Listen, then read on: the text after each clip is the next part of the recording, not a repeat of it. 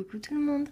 Aujourd'hui, petit tutoriel. Donc oui, je sais que ça fait très longtemps que je n'ai pas posté de tutoriel sur ma chaîne. Vous avez été beaucoup à me le dire d'ailleurs. Mais je n'ai vraiment pas beaucoup le temps en ce moment.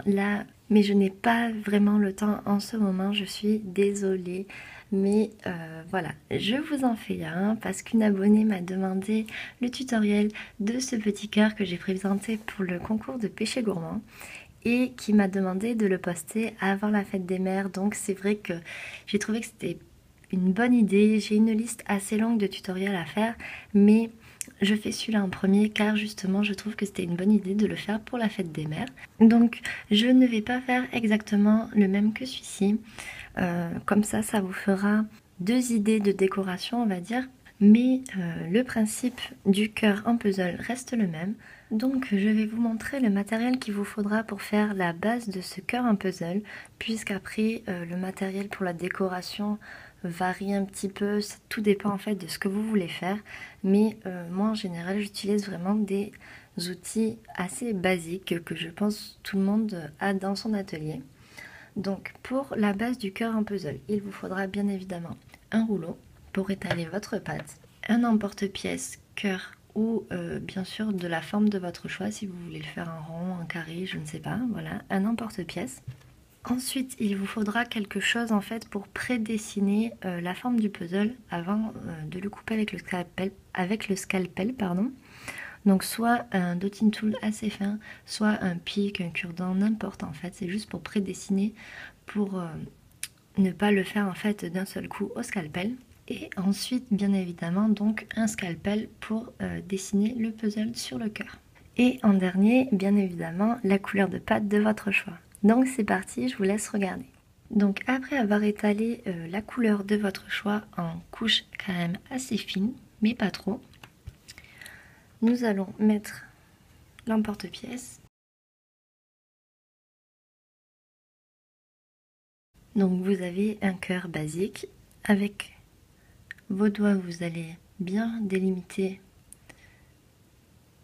le contour du cœur pour effacer les petits défauts de l'emporte-pièce. Et ensuite, nous allons commencer à dessiner, donc soit avec un dotting tool, soit avec un pic ou n'importe quoi, le dessin du puzzle.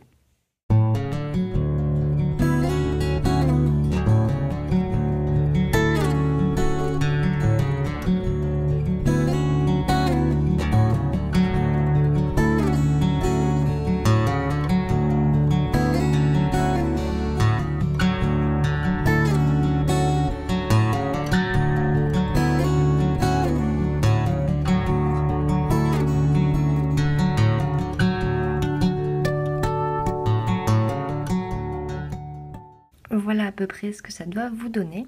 Et ensuite, avec le scalpel, nous allons, quand bien sûr, si le dessin vous plaît, sinon vous pouvez vous reprendre à plusieurs fois. Et nous allons bien sûr couper là où nous avons fait le dessin.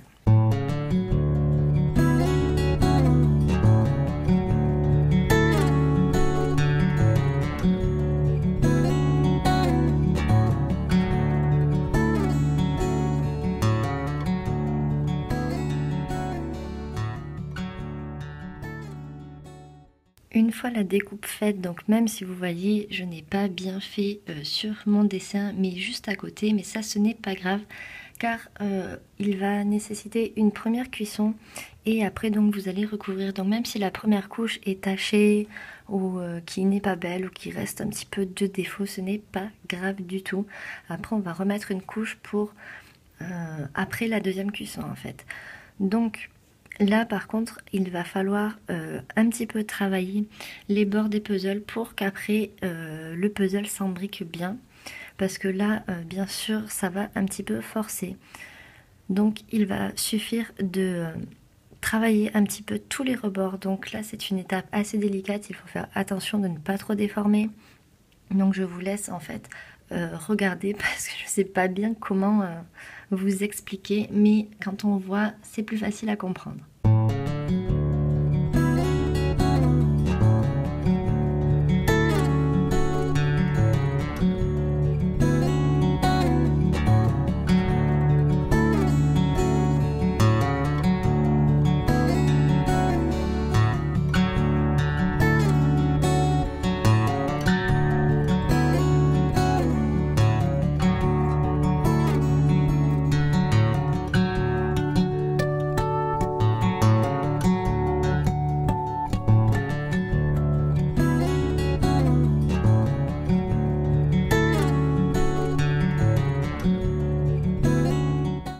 Voilà, donc en fait cette étape que je n'arrivais pas à bien vous expliquer, je ne sais pas si vous avez compris en fait pourquoi, mais tout simplement voilà, pour que les deux pièces puissent s'imbriquer beaucoup plus facilement les unes dans les autres. Donc là je vous ai montré pour embriquer ces deux parties, il va falloir faire exactement la même chose pour la troisième partie.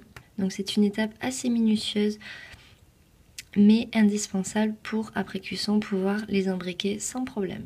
Donc une fois cette étape terminée, qui est, je vous l'accorde, la plus chiante et la plus minutieuse, vous allez cuire votre création, donc telle qu'elle. Vous allez cuire comme ça, enfin pré-cuire.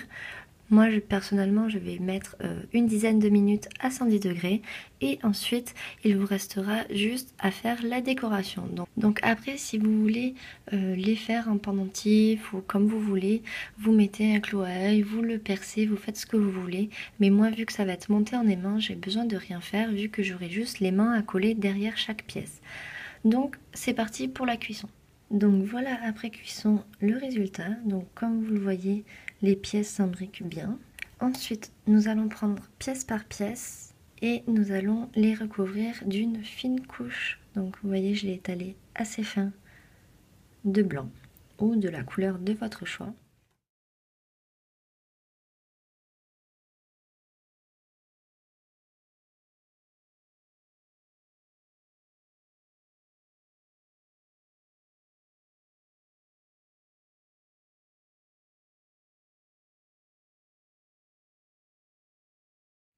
Voilà ce que ça donne pour les trois pièces et nous allons lisser afin, afin de faire la jonction entre la pâte crue et la pâte cuite en dessous.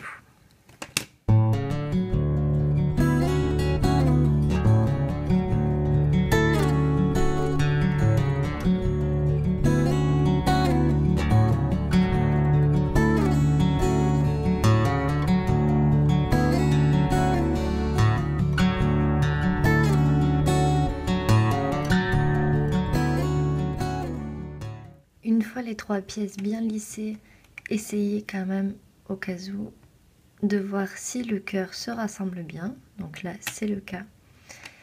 Donc je vais vous montrer comment je fais pour faire la texture herbe. Donc je vais faire la même texture que sur celui-ci.